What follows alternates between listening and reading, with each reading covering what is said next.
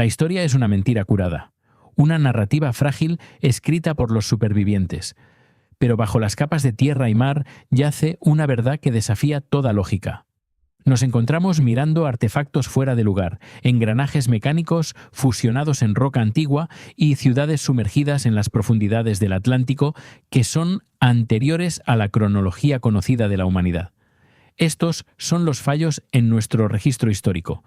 ¿Hubo una edad de oro global borrada por una catástrofe que apenas ahora comenzamos a rastrear en las cicatrices geológicas de nuestro planeta? Los megalitos no hablan y, sin embargo, gritan sobre una tecnología perdida.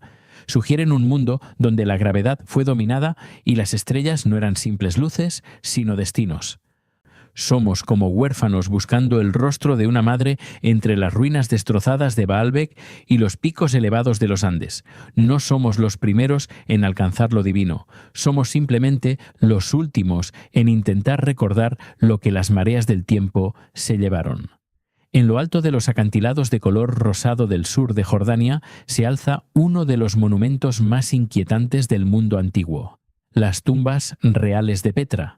Talladas directamente en paredes verticales de arenisca, estas colosales fachadas parecen casi imposibles, composiciones arquitectónicas masivas esculpidas no apilando piedra, sino extrayéndola.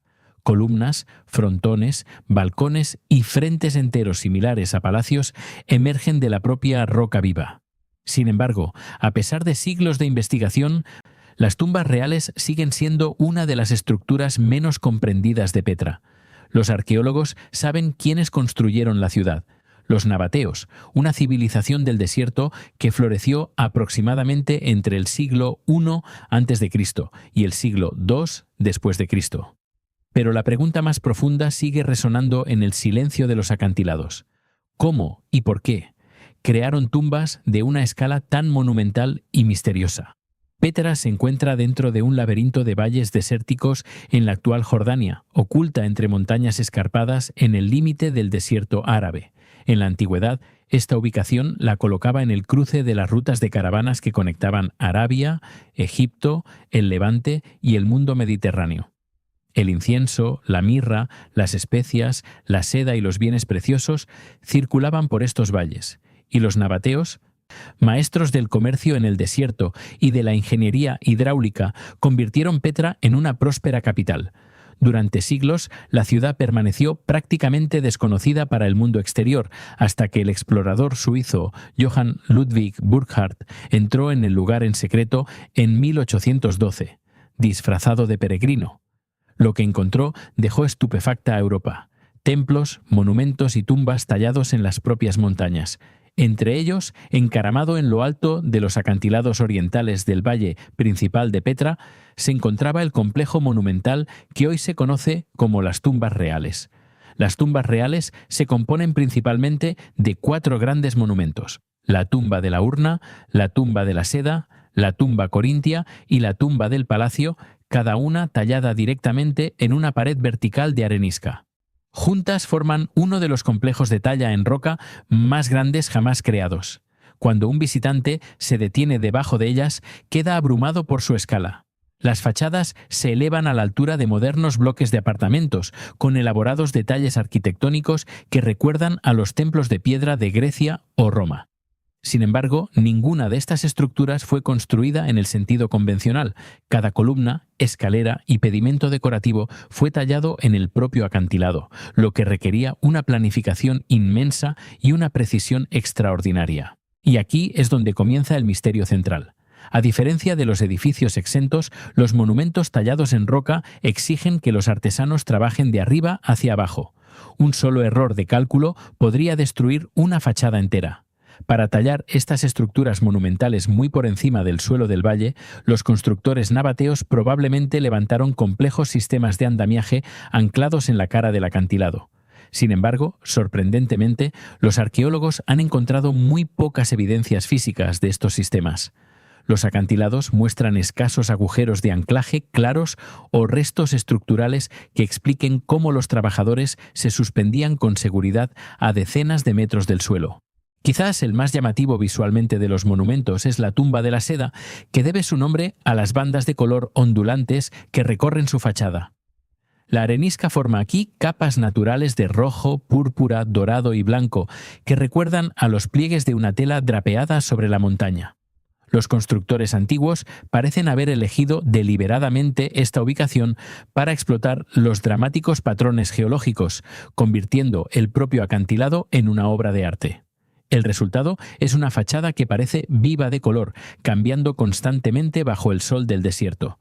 Sin embargo, cómo los nabateos identificaron y seleccionaron formaciones rocosas tan visualmente llamativas sigue siendo desconocido. ¿Llevaban a cabo formas primitivas de prospección geológica o fueron generaciones de observación las que guiaron sus elecciones? Junto a ella se alza la enorme tumba del palacio, cuya fachada recuerda a un palacio romano de varios pisos. Filas de columnas y ventanas crean la ilusión de niveles arquitectónicos superpuestos. Sin embargo, todo está tallado en una sola cara rocosa vertical. Esto plantea otra pregunta: ¿por qué imitar un palacio construido en una tumba excavada en una montaña? Algunos estudiosos creen que el diseño simbolizaba la residencia eterna de los muertos, transformando el acantilado en un gran palacio para el más allá. Otros sugieren que la fachada puede reflejar los intentos de los nabateos de emular la arquitectura monumental del Imperio Romano, señalando su estatus político y su vinculación cultural. La tumba de la urna, una de las estructuras más grandes del complejo, añade otra capa de intriga. Su vasta sala interior es inusualmente grande para ser una simple cámara funeraria, lo que lleva a algunos investigadores a especular que pudo haber cumplido funciones ceremoniales más allá de los rituales de enterramiento. En el siglo V después de Cristo, mucho después del declive de Petra, esta tumba fue convertida en una iglesia bizantina. La transformación demuestra la inmensa escala y estabilidad de la estructura, pero también abre la posibilidad de que su propósito original fuera más complejo que un simple lugar de enterramiento real. Curiosamente, a pesar del nombre de tumbas reales, los arqueólogos nunca han identificado de manera definitiva a los individuos enterrados en su interior. Ninguna inscripción menciona claramente los nombres de reyes o gobernantes asociados a las estructuras. Aunque es probable que las tumbas pertenezcan a miembros de la élite nabatea, quizás incluso a figuras reales, la ausencia de evidencias textuales claras deja a sus ocupantes envueltos en la incertidumbre. En contraste con muchas tumbas egipcias que suelen incluir inscripciones detalladas y ricos ajuares funerarios, las tumbas reales de Petra guardan un silencio notable sobre la identidad de sus muertos. Las investigaciones arqueológicas a lo largo de los siglos XX y XXI han revelado más sobre el paisaje circundante. Las excavaciones alrededor del complejo de tumbas descubrieron terrazas ceremoniales, escalinatas y plazas que pudieron haberse utilizado para procesiones o rituales conmemorativos. El trazado sugiere que los visitantes se acercaban en otro tiempo a las tumbas por caminos cuidadosamente planificados, participando quizás en elaboradas ceremonias en honor a los difuntos. Sin embargo, la naturaleza exacta de estos rituales sigue siendo especulativa, ya que se han descubierto relativamente pocos artefactos que expliquen con claridad las prácticas que allí se realizaban. Cuando se la compara con otros monumentos tallados en roca del mundo antiguo, como las tumbas del Valle de los Reyes en Egipto o los templos excavados en la roca, las tumbas reales de Petra destacan por su ambición arquitectónica. Las tumbas egipcias solían tallarse horizontalmente en las laderas de las colinas y ocultarse bajo tierra, haciendo hincapié en el secreto y la protección. Las tumbas nabateas, en cambio, se exponían de manera espectacular en acantilados imponentes, diseñadas para dominar el paisaje y captar la atención. No eran monumentos ocultos, eran declaraciones de poder, identidad y permanencia. Y sin embargo, quizás el mayor misterio no es cómo se construyeron las tumbas, sino por qué la propia Petra perdió su protagonismo. Entre los siglos III y IV después de Cristo, el cambio de las rutas comerciales y el desplazamiento de los poderes políticos fueron reduciendo gradualmente la importancia de la ciudad. Los terremotos dañaron partes de la región y la que fuera una bulliciosa capital fue decayendo poco a poco. Las tumbas reales permanecieron talladas en los acantilados, contemplando en silencio cómo el desierto reclamaba el valle a sus pies. Abu Simbel no es simplemente un templo tallado en piedra, es un monumento que parece diseñado para controlar la luz solar, el paisaje y el poder en sí mismo. Elevándose desde los acantilados de la orilla occidental del Nilo, en el sur de Egipto, cerca de la moderna frontera con Sudán, este colosal santuario se alza como uno de los logros arquitectónicos más dramáticos del mundo antiguo. Construido hace más de 3000 años durante el reinado de Ramsés II, el complejo de templos fue concebido no simplemente como un lugar de culto, sino como una declaración de dominio imperial.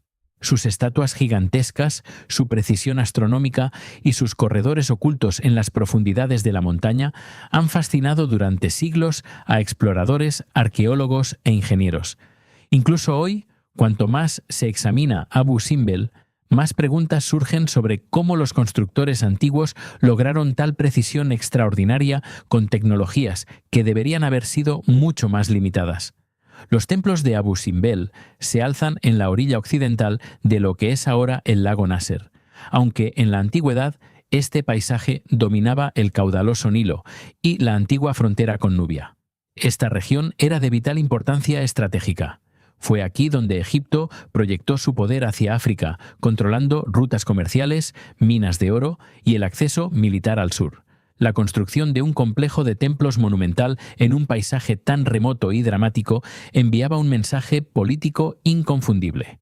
Cualquiera que se acercara desde Nubia se encontraría con 4 estatuas colosales de Ramsés II sentado, cada una de aproximadamente 20 metros de altura, talladas directamente en la cara del acantilado.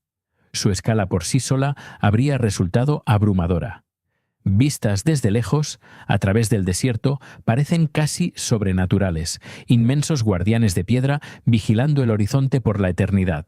Durante muchos siglos, tras el declive del Egipto antiguo, los templos fueron desapareciendo gradualmente bajo las arenas del desierto en movimiento. Las comunidades nubias locales conocían las estatuas, pero las entradas quedaron casi completamente sepultadas. No fue hasta principios del siglo XIX cuando los exploradores europeos comenzaron a documentar de nuevo el lugar. En 1813, el explorador suizo Johann Ludwig Burckhardt fue el primero en informar sobre la parte superior de las enormes estatuas que emergían de la arena. Unos años después, el explorador italiano Giovanni Battista Belzoni organizó el primer esfuerzo exitoso para excavar la entrada. Cuando la arena fue retirada en 1817, las cámaras interiores del templo revelaron un espectacular santuario subterráneo lleno de pilares tallados, relieves y cámaras que se extendían hasta lo profundo de la montaña. A primera vista, Abu Simbel impresiona simplemente por su tamaño, pero el verdadero misterio reside en su diseño interior. El templo no está construido con bloques de piedra como muchos otros monumentos egipcios. En cambio, todo el complejo fue tallado directamente en un acantilado de arenisca. El corredor principal se extiende unos 65 metros hacia el interior de la montaña, atravesando una serie de salas flanqueadas por imponentes pilares con forma de estatuas osiríacas del faraón. Cada pared está cubierta de relieves que representan batallas, ceremonias religiosas y ofrendas a los dioses. Mantener corredores rectos, cámaras simétricas y alturas de techo consistentes dentro de la roca maciza habría requerido una planificación cuidadosa y una medición extremadamente precisa. Incluso un pequeño error de cálculo en la entrada habría provocado que la alineación de todas las cámaras interiores se desviara. Sin embargo, la característica más asombrosa de Abu Simbel reside en la relación del templo con el sol. 2 veces al año, la luz solar penetra por la entrada del templo al amanecer y recorre el largo corredor hasta alcanzar el santuario situado en el extremo más profundo. Allí, los rayos iluminan 3 estatuas, sentadas una junto a la otra. Representaciones de los dioses Amón-Ra, Harmagis y el propio Ramsés II divinizado. Resulta llamativo que la 4ª estatua, que representa al dios Ta, permanezca en la sombra. El fenómeno se produce solo en 2 días específicos del año, tradicionalmente alrededor del 22 de febrero y del 22 de octubre. Durante unos pocos minutos, el santuario interior resplandece con la luz solar, transformando la oscura cámara en un espectáculo dramático de simbolismo cósmico. Esta alineación plantea una de las preguntas más intrigantes sobre el lugar. ¿Cómo calcularon los arquitectos egipcios antiguos el ángulo exacto necesario para que la luz solar recorriera más de 60 metros hacia el interior de la montaña e iluminara estatuas concretas en una cámara estrecha? Lograr tal precisión requería un conocimiento detallado del movimiento solar, los ciclos estacionales y la orientación arquitectónica. Algunos investigadores creen que las fechas corresponden a eventos significativos en la vida de Ramsés II, posiblemente su coronación o su cumpleaños, aunque las evidencias definitivas siguen siendo esquivas. Otros argumentan que la alineación puede simbolizar la unión entre el faraón y los dioses del sol, reforzando su autoridad divina sobre Egipto y Nubia. Las investigaciones arqueológicas han revelado capas adicionales de complejidad en el interior del templo. Los relieves muestran a Ramsés II participando en rituales religiosos y triunfos militares, el más famoso de los cuales es la batalla de Kadesh contra los hititas. Estas escenas no son meramente decorativas, funcionan como propaganda visual grabada permanentemente en la piedra. El templo sirve así para múltiples propósitos simultáneamente: un espacio sagrado, una narrativa histórica y una afirmación monumental del poder imperial. Al estar de pie en el gran salón, rodeado de estatuas colosales talladas en la misma roca que la montaña, los visitantes experimentan un entorno cuidadosamente orquestado diseñado para magnificar la presencia del rey. Cuando los estudiosos comparan Abu Simbel con otras estructuras monumentales del mundo antiguo, su singularidad se vuelve aún más evidente. Los templos egipcios, como los del complejo de Karnak y el templo de Luxor, fueron construidos con vastos bloques de piedra ensamblados a lo largo de siglos. Las pirámides de Giza, por su parte, demuestran una precisión geométrica extraordinaria, pero fueron construidas externamente en lugar de excavadas en la roca madre. Abu Simbel representa una filosofía de ingeniería diferente. En lugar de construir hacia arriba, sus creadores esculpieron la arquitectura hacia adentro, transformando una montaña entera en un templo. Existen ejemplos comparables en otras partes del mundo, como los templos excavados en la roca de Ajanta o la ciudad tallada en piedra de Petra. Sin embargo, Abu Simbel es anterior a muchos de ellos y exhibe una relación única e integrada entre arquitectura, escultura y astronomía.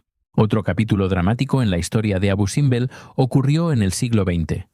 Durante la década de 1960, la construcción de la presa de Asuán amenazó con inundar toda la región bajo las aguas del lago Nasser. En respuesta, una campaña internacional liderada por la UNESCO emprendió uno de los proyectos de rescate arqueológico más ambiciosos jamás intentados. Los ingenieros cortaron cuidadosamente los templos en cientos de bloques macizos, algunos de hasta 30 toneladas de peso, y los trasladaron a un terreno más elevado, a unos 65 metros por encima de su posición original. La reconstrucción preservó no solo la estructura, sino también la precisa alineación solar, un logro asombroso que reflejó la exactitud de los constructores originales. A pesar de siglos de estudio, Abu Simbel sigue inspirando debate entre historiadores e ingenieros. ¿Cómo establecieron los agrimensores antiguos la orientación solar del templo con tal precisión? ¿Qué herramientas permitieron a los trabajadores tallar estatuas enormes y corredores simétricos dentro de un acantilado de arenisca sin equipamiento moderno? ¿Cómo se organizó el trabajo en un entorno desértico tan remoto? Estas preguntas permanecen abiertas, invitando a nuevas investigaciones y análisis tecnológicos. Algunos estudiosos destacan la avanzada astronomía observacional de los sacerdotes del Egipto antiguo. Otros señalan la posibilidad de métodos de topografía sofisticados basados en instrumentos simples como varillas de mira, plomadas y mediciones de sombras. Hoy, Abu Simbel se alza como un monumento a la ingeniosidad antigua y un recordatorio de cuánto se desconoce aún sobre las capacidades de ingeniería de las primeras civilizaciones. Los visitantes que se acercan al templo siguen experimentando el mismo asombro que debieron sentir los viajeros hace miles de años. Rostros colosales que emergen de la roca del desierto, testigos silenciosos de un imperio que desapareció hace mucho.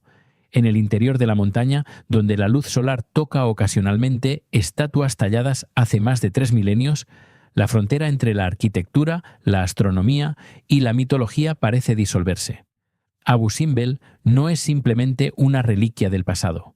Es una declaración cuidadosamente diseñada que los antiguos egipcios pretendían que perdurara para siempre. Un mensaje grabado en piedra, alineado con el sol y que todavía espera ser comprendido en su totalidad. Persépolis es uno de los lugares arqueológicos más extraordinarios del mundo antiguo. Una ciudad monumental tallada en piedra, construida no simplemente como sede del gobierno, sino como un poderoso escenario sobre el que el mayor imperio de su tiempo exhibía su autoridad ante el mundo. Elevándose desde las llanuras del suroeste de Irán al pie de la montaña Ku-e-Rahmat, Persépolis fue construida durante el reinado de Darío I alrededor del 518 a.C., como capital ceremonial del vasto imperio aqueménida. Sin embargo, a pesar de siglos de estudio, las ruinas conservan un aura de misterio.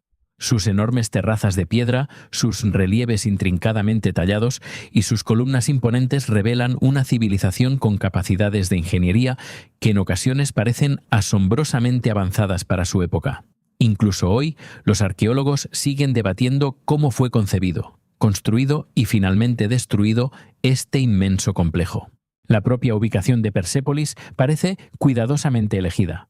La ciudad se encuentra en la fértil llanura de Mar Dasht, rodeada de montañas escarpadas y barreras naturales que ofrecían protección y grandiosidad al mismo tiempo. Desde lejos, la terraza de Persépolis parece una plataforma colosal que emerge de la tierra, cubriendo más de 100.000 metros cuadrados. En lugar de construir directamente sobre el terreno irregular, los constructores antiguos tallaron primero parte de la montaña y rellenaron los espacios restantes con enormes bloques de piedra para crear una terraza artificial perfectamente nivelada. Solo esta hazaña requería una comprensión asombrosa de la geometría, la planificación y la organización del trabajo. Algunas de las piedras de cimentación pesan varias toneladas y fueron cortadas con tal precisión que encajan entre sí casi sin costuras, a menudo sin mortero. La técnica recuerda a la mampostería de precisión que más tarde se observa en ciudades incas como Machu Picchu, aunque ambas civilizaciones estaban separadas por océanos y siglos. El redescubrimiento de Persépolis por el mundo moderno fue gradual. Aunque viajeros e historiadores habían mencionado ruinas en esta región durante siglos, no fue hasta los siglos XIX y XX cuando las investigaciones arqueológicas sistemáticas comenzaron a revelar la escala del complejo. Las excavaciones lideradas por estudiosos como Ernst Herzfeld y Erich Schmidt descubrieron escalinatas monumentales, palacios, archivos y miles de tablillas administrativas escritas en lenguas antiguas. Estos descubrimientos confirmaron que Persépolis no había sido una simple ciudad, sino un centro ceremonial y político donde representantes de todo el imperio se reunían para rendir honores a los reyes persas. Otra estructura monumental dentro del complejo es la Puerta de Todas las Naciones, construida durante el reinado de Jerjes I. Columnas masivas sostenían en su día un techo imponente, mientras que figuras guardianas colosales, toros alados con cabeza humana, se alzaban en las entradas. Estas criaturas híbridas combinan tradiciones artísticas de Mesopotamia y Persia, simbolizando la fusión de culturas dentro del imperio. Sin embargo, la escala de las piedras utilizadas para crear estas estatuas plantea interrogantes sobre las técnicas de construcción antiguas. ¿Cómo se transportaron, elevaron y colocaron con precisión bloques tan pesados hace más de 2 milenios y medio? Uno de los misterios más intrigantes en torno a Persépolis se encuentra bajo las ruinas visibles.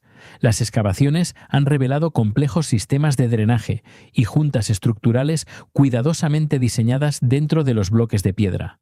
Algunos arqueólogos creen que los constructores incorporaron intencionalmente características que permitían a las estructuras resistir los terremotos, que son frecuentes en la región.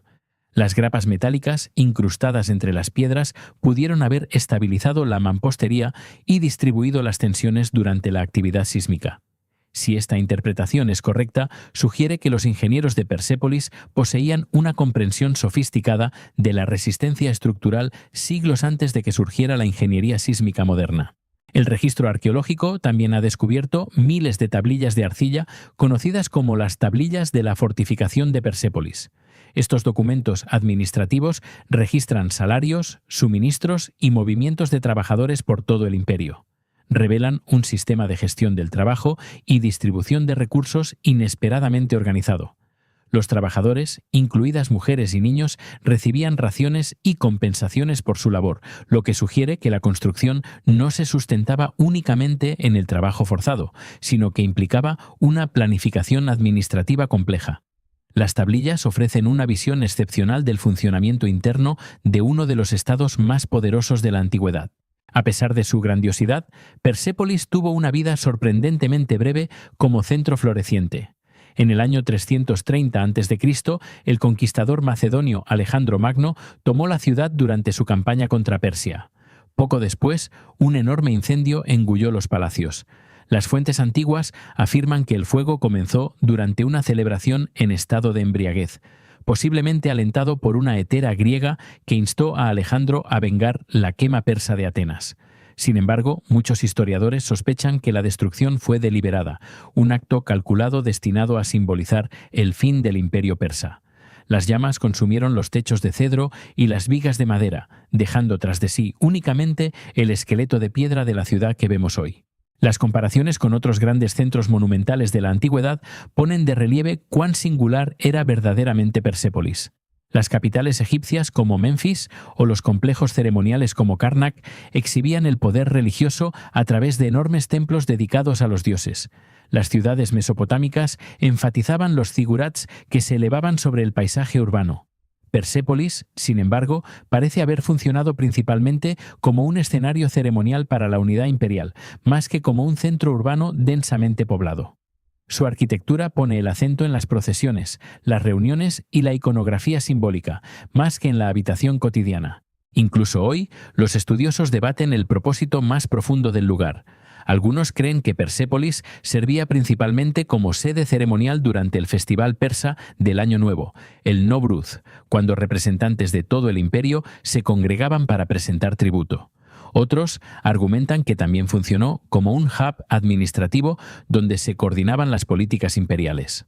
Otra hipótesis sugiere que el lugar fue diseñado deliberadamente como una declaración monumental de ideología imperial, un paisaje cuidadosamente coreografiado destinado a impresionar a los visitantes y reforzar la legitimidad de los reyes persas.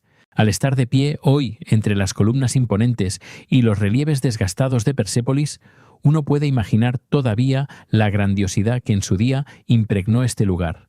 Delegaciones de tierras lejanas ascendiendo por las grandes escalinatas, músicos interpretando durante las ceremonias, guardias reales vigilando bajo columnas imponentes y el rey recibiendo tributo desde los confines del mundo conocido.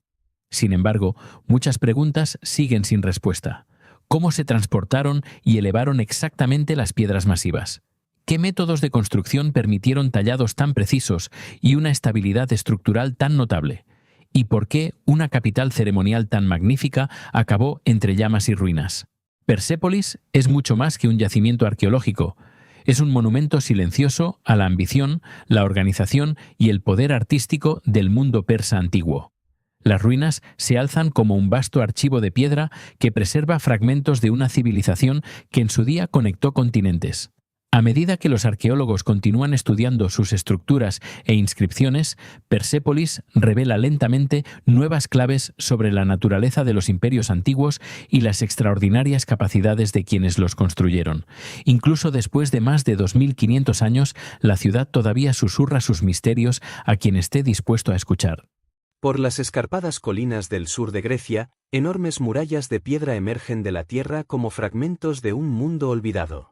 Estas estructuras, construidas hace más de 3000 años por la poderosa civilización micénica, rodean las antiguas ciudadelas de Micenas, Tirinto y Argos. Incluso hoy, parecen casi imposibles. Bloques colosales de caliza apilados sin mortero, algunos de decenas de toneladas, forman muros defensivos que han resistido terremotos, guerras y el paso de los milenios.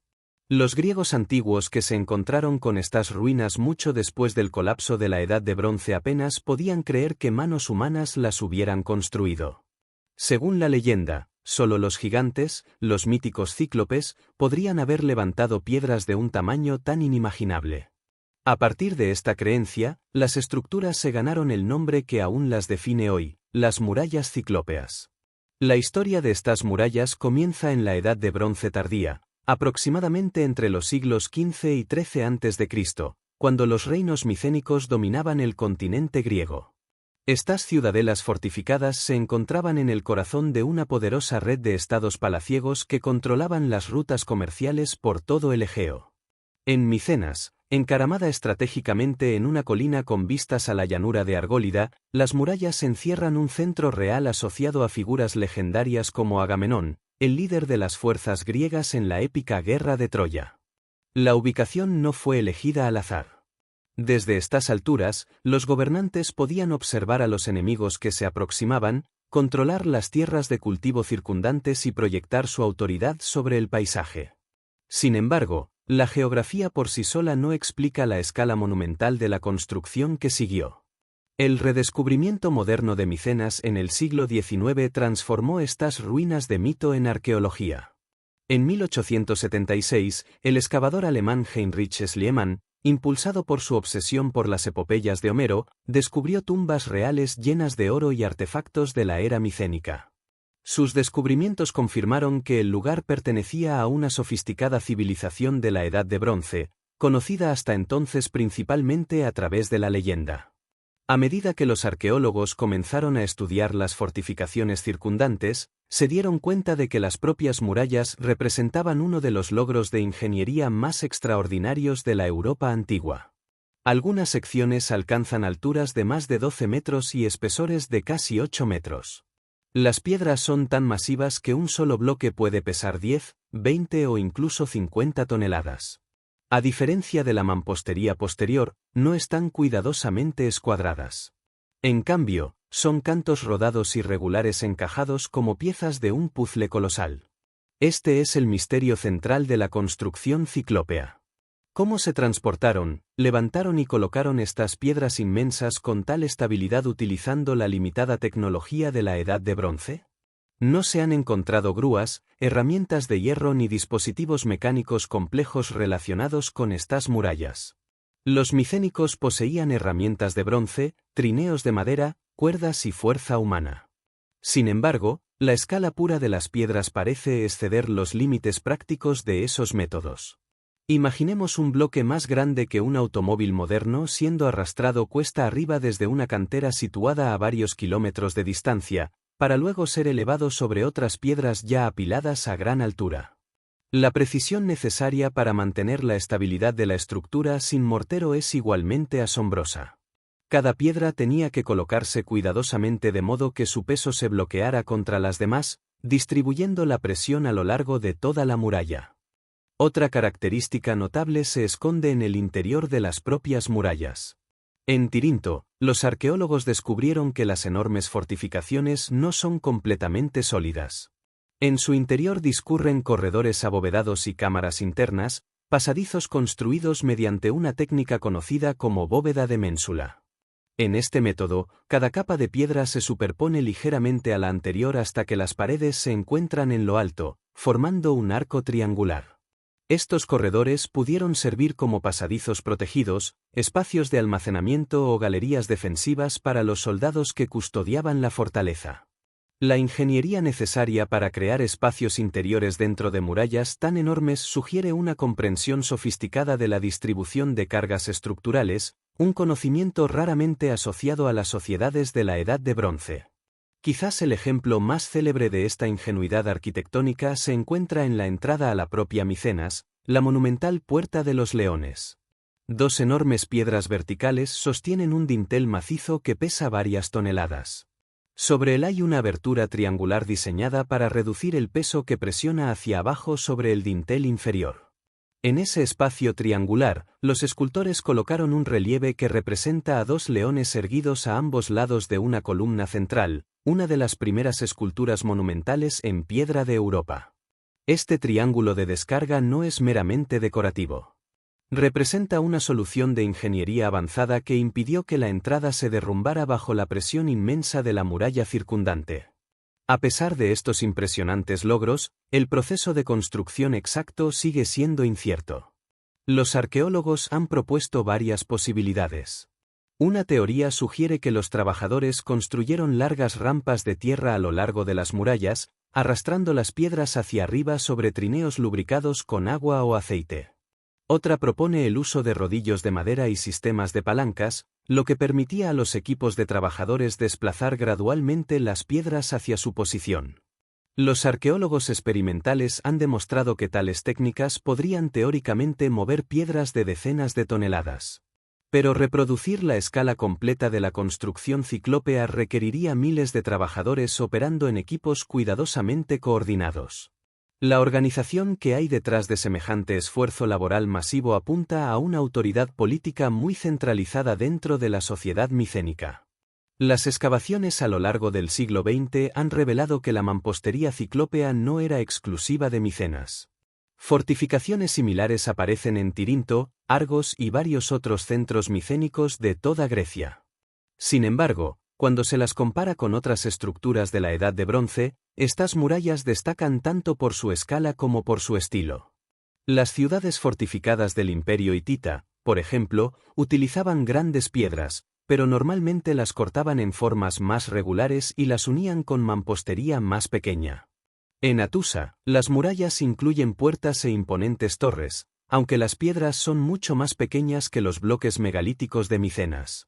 De manera similar, los constructores egipcios de la misma era levantaron templos y pirámides monumentales, pero sus bloques de piedra estaban cortados con precisión y colocados en capas horizontales. La mampostería ciclópea representa un enfoque completamente diferente, uno que enfatiza las piedras irregulares y macizas cuyo propio peso garantizaba la estabilidad. Otro enigma reside en la repentina desaparición de esta tradición arquitectónica. Alrededor del año 1200 a.C., la civilización micénica colapsó durante un periodo de convulsión conocido como el colapso de la Edad de Bronce. Los palacios fueron destruidos, las redes comerciales desaparecieron y Grecia entró en siglos de declive cultural, a menudo denominados la Edad Oscura. Cuando las sociedades griegas posteriores comenzaron a construir ciudades de nuevo, ya no levantaron murallas ciclópeas de semejante escala monumental. El conocimiento, las técnicas o las estructuras políticas necesarias para estas construcciones parecen haber desaparecido junto con la civilización que las creó. Incluso hoy, estar junto a las imponentes murallas de Micenas evoca un sentimiento de asombro y de preguntas sin respuesta. ¿Cómo diseñaron los ingenieros de la Edad de Bronce unas fortificaciones capaces de sobrevivir miles de años de terremotos? ¿Qué sistema organizativo les permitió movilizar la enorme fuerza de trabajo necesaria para mover piedras de decenas de toneladas? ¿Y por qué las culturas posteriores perdieron o abandonaron la capacidad de construir en este estilo extraordinario? Las murallas ciclópeas siguen siendo uno de los enigmas más duraderos de la arqueología. No son simplemente ruinas, sino testigos silenciosos de una tradición tecnológica perdida. Cada piedra colosal insinúa habilidades olvidadas, conocimientos desvanecidos y una sociedad capaz de proezas de ingeniería que aún hoy desafían la comprensión moderna. 3000 años después de su construcción, las murallas de Micenas y Tirinto continúan dominando el paisaje griego, recordándonos que el mundo antiguo pudo haber sido mucho más avanzado y mucho más misterioso de lo que jamás imaginamos. Mitla es diferente a casi cualquier otra ciudad antigua que se haya descubierto. Oculta en los secos valles del sur de México, este yacimiento arqueológico no impresiona a los visitantes con pirámides imponentes ni estatuas colosales. En cambio, su misterio es más sutil, pero quizás aún más desconcertante. Las paredes de Mitla están cubiertas de intrincados mosaicos geométricos formados por miles de piedras perfectamente cortadas. Ningún mortero las sujeta. No se han encontrado herramientas de talla capaces de tal precisión. Sin embargo, los patrones permanecen impecablemente intactos después de casi 1000 años. Para los arqueólogos e historiadores, Mitla representa uno de los enigmas arquitectónicos más extraordinarios de las Américas antiguas. Un lugar donde la geometría, el ritual y la ingeniería convergen de maneras que aún no se comprenden del todo. Mitla se encuentra en el Valle de Oaxaca, en el sur de México, a unos 40 km de la ciudad moderna de Oaxaca. La región fue en su día el corazón de la civilización zapoteca, una de las primeras sociedades complejas de Mesoamérica. A diferencia de su famosa capital ceremonial en Monte Albán, en lo alto de las montañas, Mitla se asienta en un suelo de valle más plano rodeado de colinas áridas y llanuras salpicadas de cactus. Los textos antiguos y las tradiciones indígenas sugieren que este lugar tenía un significado espiritual especial. El nombre Mitla deriva de la palabra náhuatl Mictlán, que significa lugar de los muertos. Los propios zapotecos la llamaban Liobaa, que se traduce aproximadamente como el lugar del descanso. Según relatos de la época colonial, se creía que el lugar era una puerta sagrada al inframundo, donde los sacerdotes realizaban rituales relacionados con la muerte y el más allá. El conocimiento europeo de Mitla se remonta al siglo XVI. Los cronistas españoles que acompañaban la conquista de México registraron la existencia de elaborados edificios de piedra decorados con extraños patrones geométricos, a diferencia de cualquier cosa que hubieran visto en Europa. Muchas de las estructuras originales fueron parcialmente desmanteladas durante el periodo colonial, y las piedras de los antiguos palacios se reutilizaron para construir iglesias cercanas. Sin embargo, incluso en su estado deteriorado, Mitla siguió asombrando a los viajeros. Los exploradores del siglo XIX describieron paredes enteras cubiertas de complejos mosaicos de piedra, patrones que parecían casi tejidos, como si los propios edificios hubieran sido ensamblados con tejidos de piedra. La característica más extraordinaria de Mitla son sus muros de celosía de piedra, frecuentemente denominados muros de mosaico. A primera vista, los diseños parecen tallados en la superficie de los edificios. En realidad, sin embargo, están compuestos por miles de bloques individuales cuidadosamente encajados. Cada pequeña piedra está cortada con una forma precisa e insertada en la estructura como si fuera una pieza de un enorme rompecabezas. Algunas paredes contienen más de 20.000 piedras individuales y ninguna está sujeta con mortero. Las piedras simplemente encajan tan firmemente que la gravedad y la fricción mantienen intacto todo el mosaico. Lo que hace notable este logro no es solo la escala, sino la precisión. Las juntas entre las piedras son a menudo tan finas que hoy en día ni siquiera una hoja delgada puede insertarse entre ellas. Muchos de los bloques tienen bordes perfectamente rectos y ángulos precisos que forman motivos geométricos repetitivos, zigzags, espirales escalonadas, patrones de laberinto y marcos entrelazados que se extienden por paredes enteras. Los arqueólogos han catalogado más de 100 diseños de mosaico diferentes en todo el yacimiento, y no hay dos exactamente iguales. A diferencia de los tallados decorativos encontrados en otras ciudades antiguas, estos patrones no estaban grabados en paredes ya terminadas. En cambio, fueron construidos directamente en la propia arquitectura.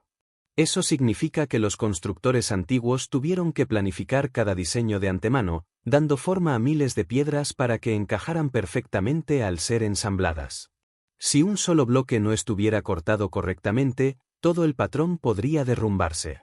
Tal precisión sugiere un nivel de planificación y artesanía que rivaliza con las tradiciones de mampostería más avanzadas del mundo antiguo. Sin embargo, el misterio se profundiza cuando se consideran las herramientas disponibles para los constructores zapotecos.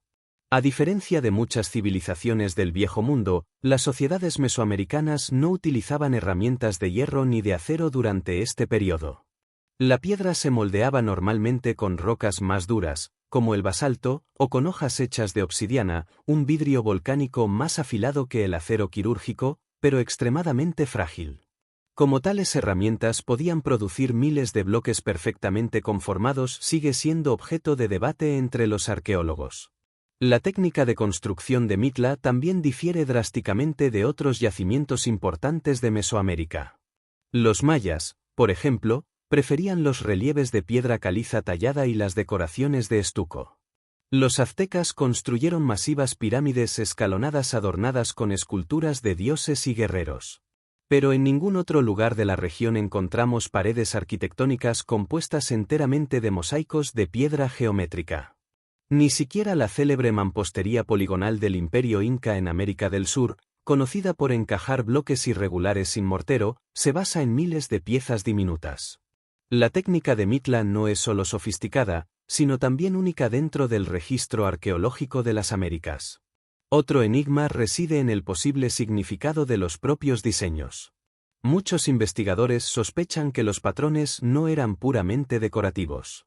Sus formas repetitivas se asemejan a motivos simbólicos encontrados en los textiles y códices zapotecos. Algunos estudiosos creen que los mosaicos podrían representar ideas cosmológicas, quizás representaciones estilizadas del cielo, la tierra y el inframundo. Otros sugieren que pueden codificar identidades de clanes o narrativas sagradas conocidas solo por la élite sacerdotal. En esta interpretación, las paredes de Mitla funcionan casi como un manuscrito de piedra que preserva mensajes simbólicos a través de la arquitectura en lugar de la lengua escrita. Bajo varios de los complejos palaciegos, los arqueólogos han descubierto elaboradas tumbas subterráneas conectadas por estrechas escalinatas. Estas cámaras subterráneas refuerzan la idea de que Mitla servía como un centro ceremonial relacionado con los rituales de la muerte. Los relatos antiguos describen a sacerdotes zapotecos descendiendo por pasajes ocultos bajo la ciudad para comunicarse con los espíritus de los muertos.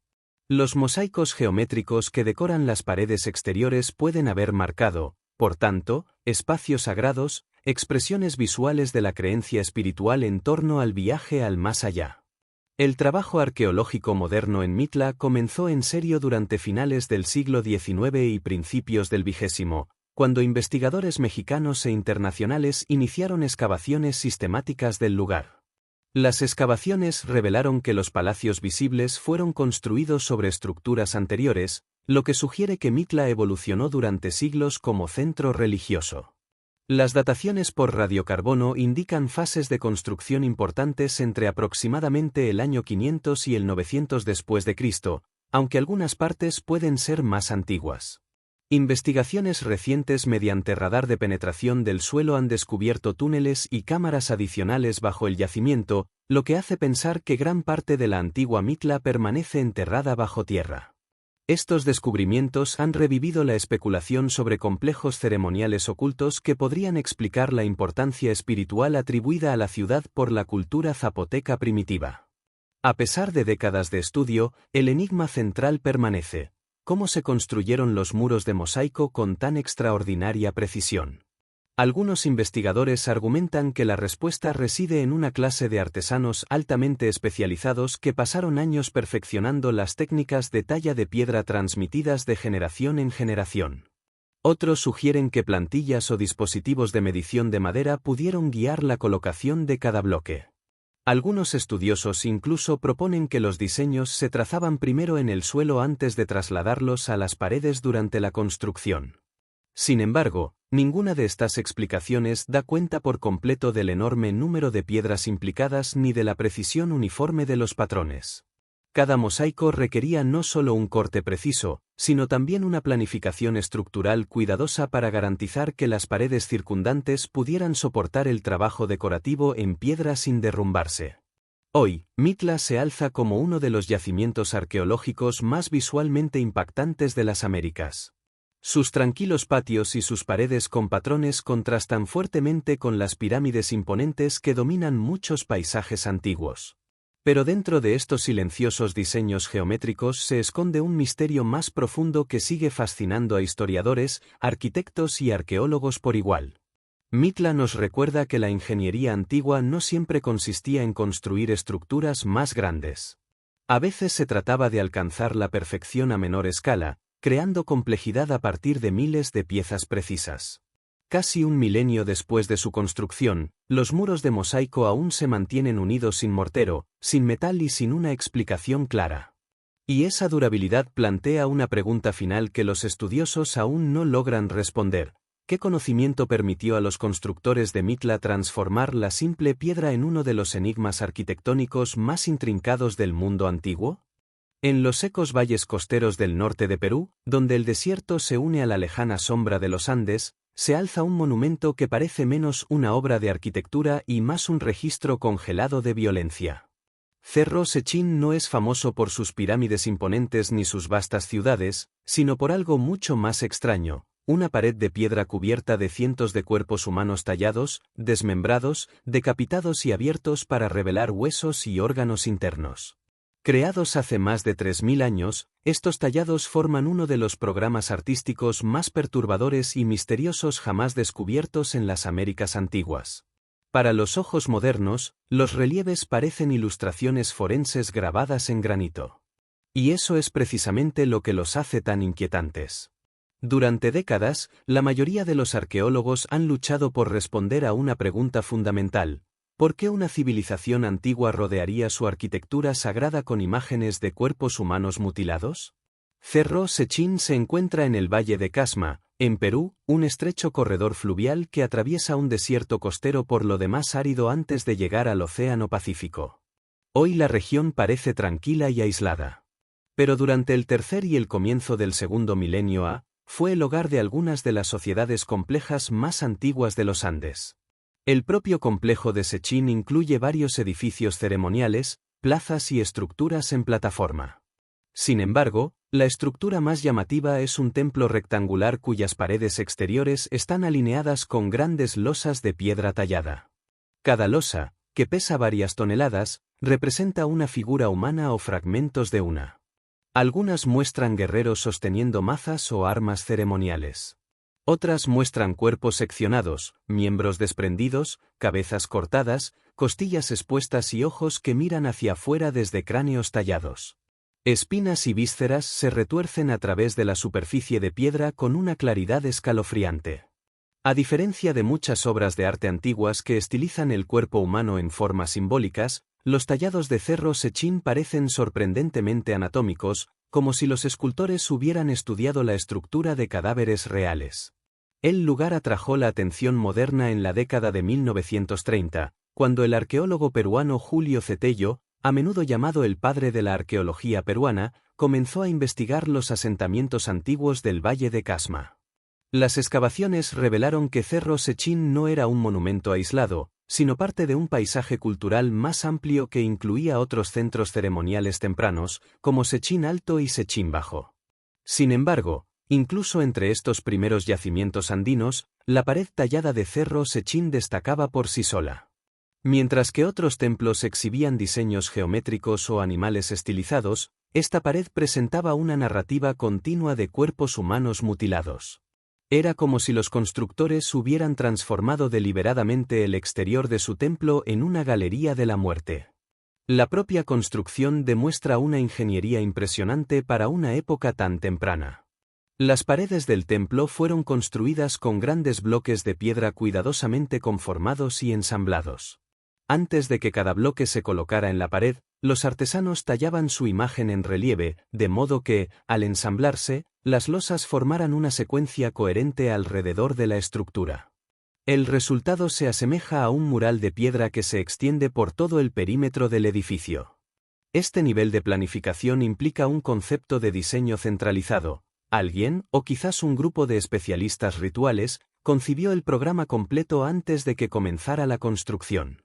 Los tallados no eran decoraciones al azar. Eran parte de una narrativa visual deliberada. El misterio central reside en el significado de esa narrativa. Una teoría ampliamente debatida sugiere que la pared registra una victoria ritualizada en la guerra.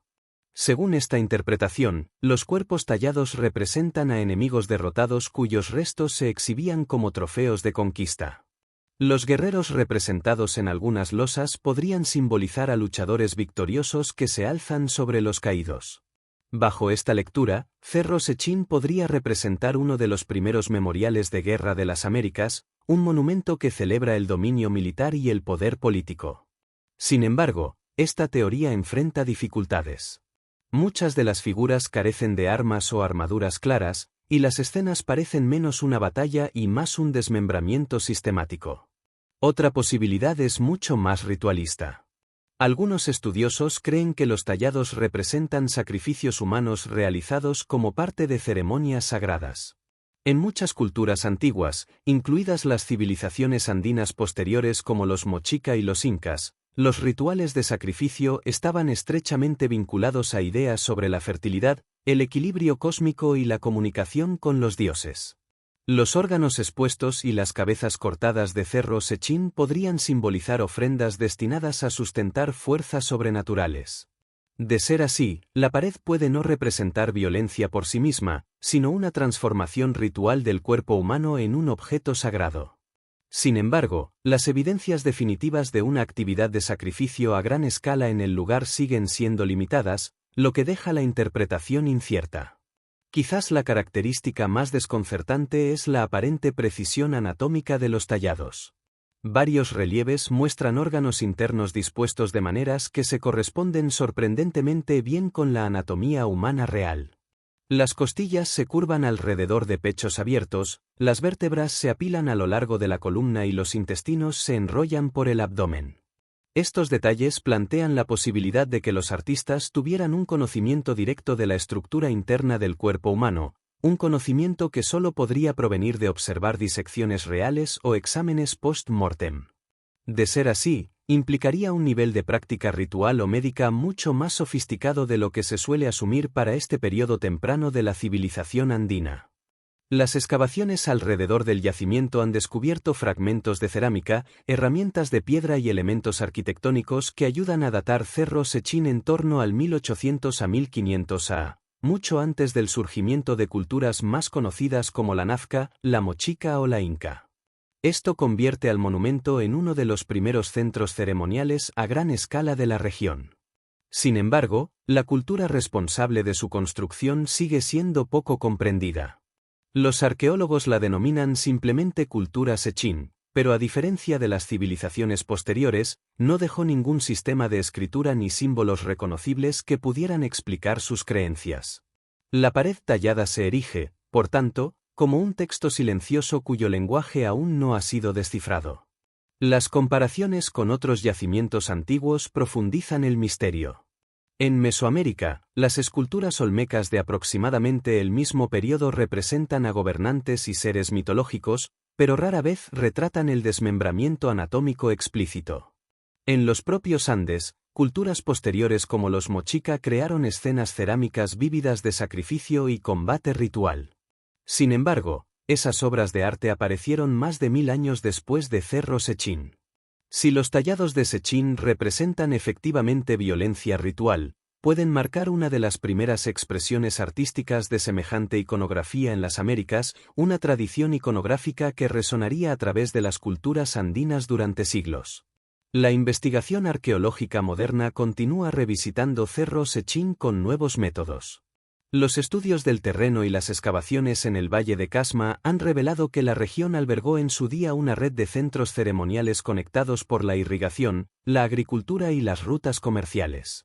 Algunos estudiosos sospechan ahora que el complejo de Sechín pudo haber funcionado como un hub ceremonial regional que atraía a personas de las comunidades circundantes para participar en rituales, festividades o reuniones políticas.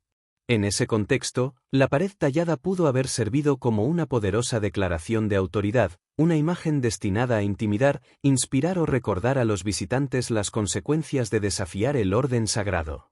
Y sin embargo, a pesar de décadas de estudio, el significado más profundo de la pared sigue sin resolverse. ¿Son los cuerpos tallados víctimas de la guerra, ofrendas sacrificiales, seres mitológicos o representaciones simbólicas de los ciclos de la vida y la muerte?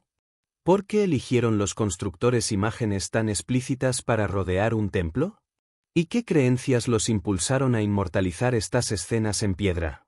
En las azotadas orillas del lago Titicaca, donde el aire enrarecido se extiende sobre uno de los lagos navegables más altos de la Tierra, se alza una estructura tan singular que incluso los arqueólogos más experimentados tienen dificultades para clasificarla.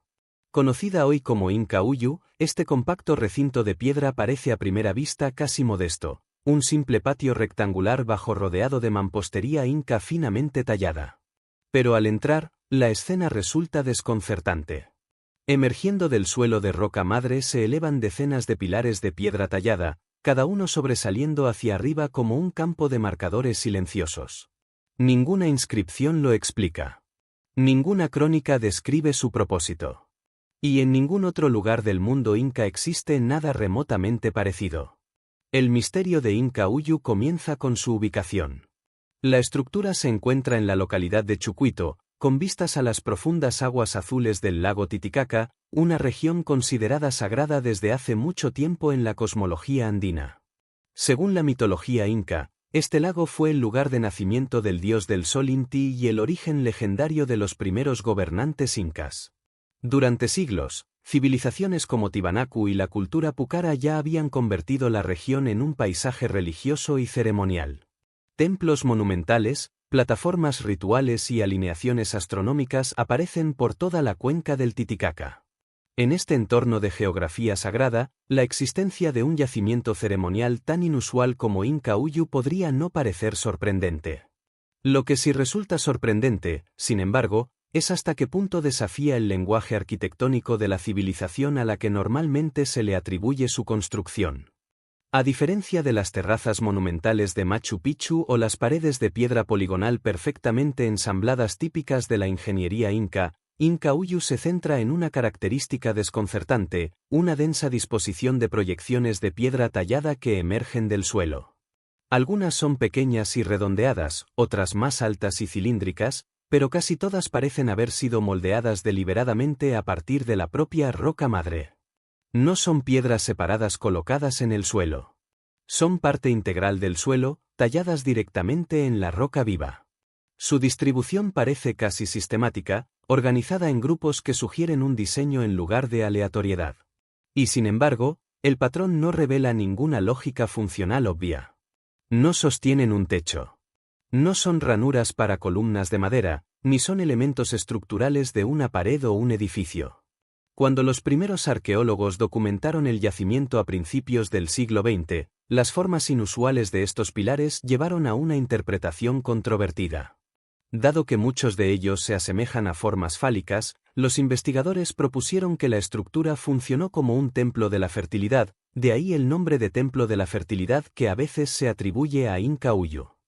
Según esta teoría, los pilares simbolizaban el poder generativo masculino y los rituales realizados en el patio podían estar relacionados con la fertilidad agrícola o la reproducción. Sin embargo, la idea sigue siendo altamente especulativa. No se han encontrado aquí objetos ceremoniales vinculados a los rituales de fertilidad. Ninguna iconografía ritual aparece tallada en las superficies de piedra. Y, lo que es crucial, ningún texto inca superviviente ni crónica colonial española menciona un templo de la fertilidad en Chucuito. La explicación, aunque visualmente tentadora, se apoya más en la interpretación moderna que en evidencias concretas. A medida que los estudios arqueológicos se ampliaron alrededor del yacimiento, surgió otra pregunta. ¿Fue Inca Uyu siquiera construido por los incas? La mampostería que rodea el patio se asemeja a la típica cantería inca, pero los pilares tallados en sí mismos no lo hacen. Su estilo parece más antiguo, más sencillo y menos refinado que la construcción imperial clásica. Algunos investigadores sospechan que el núcleo del yacimiento puede ser anterior al Imperio Inca y podría pertenecer a una cultura más antigua del Titicaca. De ser así, los incas podrían haber heredado la estructura e incorporado a su propio sistema ceremonial, algo que se sabe que hacían con los lugares sagrados establecidos por las sociedades anteriores. A lo largo de los Andes, los incas adoptaban a menudo los santuarios antiguos en lugar de reemplazarlos, reconociendo su autoridad espiritual y tejiéndolos en las redes religiosas imperiales. Sin embargo, los pilares en sí siguen siendo inexplicablemente resistentes a toda clasificación. Una hipótesis alternativa sugiere que podrían representar un modelo simbólico de los campos agrícolas que rodean el lago Titicaca. Los agricultores antiguos desarrollaron un sofisticado sistema de agricultura en campos elevados conocido como baru-baru. Estas plataformas de cultivo elevadas, separadas por canales de agua, creaban microclimas que protegían los cultivos de las heladas y permitían una gestión eficiente del agua. Algunos estudiosos han propuesto que las proyecciones de piedra de Inca Uyu podrían ser representaciones en miniatura de estas características agrícolas, posiblemente utilizadas en ceremonias rituales para garantizar cosechas exitosas. En esta interpretación, el patio se convierte no en un templo de la fertilidad en sentido literal, sino en un paisaje simbólico, un mapa de piedra tallada de la vida agrícola. Otra teoría va aún más lejos, sugiriendo que los pilares podrían estar relacionados con la observación astronómica o los rituales calendáricos. Las civilizaciones andinas otorgaban una enorme importancia al seguimiento de los movimientos del Sol y de las estrellas. Los incas construyeron numerosos puntos de observación solar por todo su imperio, incluido el célebre Observatorio Solar de Chanquillo, donde una hilera de 13 torres funcionaba como un calendario solar de horizonte. Aunque aún no se han identificado alineaciones astronómicas claras en Incauyu, la posibilidad sigue abierta de que los pilares correspondieran en su día a ciclos celestes o cambios estacionales. Sus alturas y espaciados variables podrían teóricamente codificar información sobre las sombras solares o la sincronización ritual. Las excavaciones en el yacimiento han producido únicamente fragmentos de evidencia, fragmentos de cerámica, huellas de capas de ocupación y algún artefacto ceremonial típico de las culturas de la cuenca del Titicaca. Ninguno de estos descubrimientos, sin embargo, proporciona una explicación definitiva de los propios pilares. En cambio, refuerzan la impresión de que Incauyu pudo haber desempeñado múltiples funciones a lo largo del tiempo: un lugar de reunión ritual, un paisaje simbólico, quizás incluso un espacio de enseñanza ceremonial donde el conocimiento sobre la agricultura, la cosmología o los ciclos estacionales se transmitía entre generaciones. Cuando se lo compara con otros yacimientos andinos antiguos, Incauyu ocupa un extraño terreno intermedio entre el monumento y el enigma. Carece de la escala de las imponentes puertas de piedra de Tiwanaku. Carece de la precisión astronómica de las torres solares de Chanquillo. Y carece de la complejidad defensiva o urbana de las ciudadelas incas como Machu Picchu. Sin embargo, su singularidad puede ser precisamente lo que lo hace tan intrigante.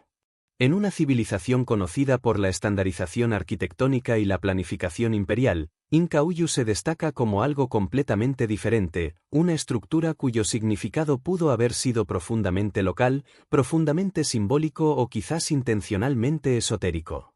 Hemos llegado al final de este vídeo. Y ahora que ya conoces estas estructuras que parecen imposibles de haber sido construidas con los medios de su época, ¿cuál te parece el misterio más difícil de explicar? Déjanoslo en los comentarios. Gracias por vernos. Nos vemos en el próximo.